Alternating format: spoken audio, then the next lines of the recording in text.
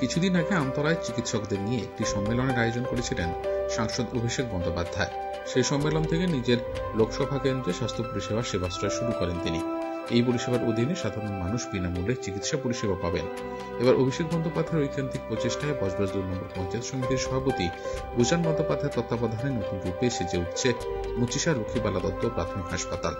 সাংসদ অভিষেক বন্দ্যোপাধ্যায়ের আর্থিক অনুকূল্যে প্রায় 6.5 কোটি টাকা ব্যয়ে সিমক সেন্টার গড়ে উঠছে সেখানে।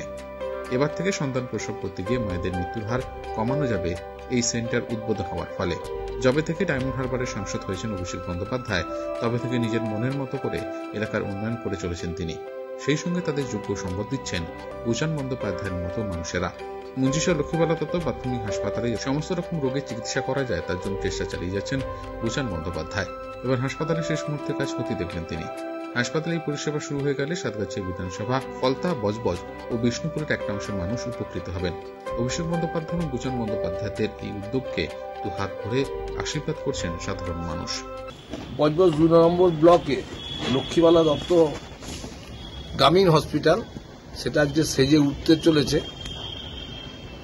ডায়মন্ড হারবার লোকসভা কেন্দ্রের মধ্যে ফলতার একটা অংশ, বজবজের একটা অংশ, বিষ্ণুপুরের একটা অংশ এই হসপিটালে আসত এবং এখানে অনেক প্রসূতি মারা, সিজার হতো না, লেবার রুম ছিল, প্রসূতি মারা এখানে আসতো। যখন সিজার যন্ত্রণা, যখন বাচ্চা হতো না, তখন এখান থেকে সিজার করতে বিদ্যাসাগর ভাঙড়ে পাঠাতে হতো। অনেক মা রাস্তায় মারা গেছে, অনেক বাচ্চা তার মা হয়েছে, ভূমিষ্ঠ হয়েছে, মাকে হারিয়েছে, অনেক মা তার বাচ্চাকে হারিয়েছে।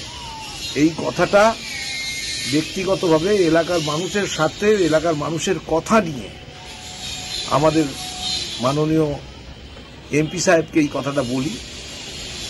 তার জন্য উনি আমাদের এলাকার মানুষের চিন্তা ভাবনা শুনে বা এলাকার মানুষের এই এরকম অবস্থা শুনে উনি এই ওটির 6 কোটি প্রায় 32,000-এরও বেশি সামথিং একটা টাকা অনুমোদন করেছেন। ওটির কাজ দেখছেন শুরু হয়ে গেছে, ওটির কাজ খুব তাড়াতাড়ি শেষ হওয়ার পথে। তাই আমরা বজবজ 2 মানুষ যারা আছি, আমরা সবাই অভিষেক বন্দ্যোপাধ্যায়কে এর জন্য আন্তরিক শুভেচ্ছা, অভিনন্দন থেকে, ধন্যবাদ থেকে কিছু বলার বার্তা রাখেননি উনি যা করেছেন। Bureau report, channel 10।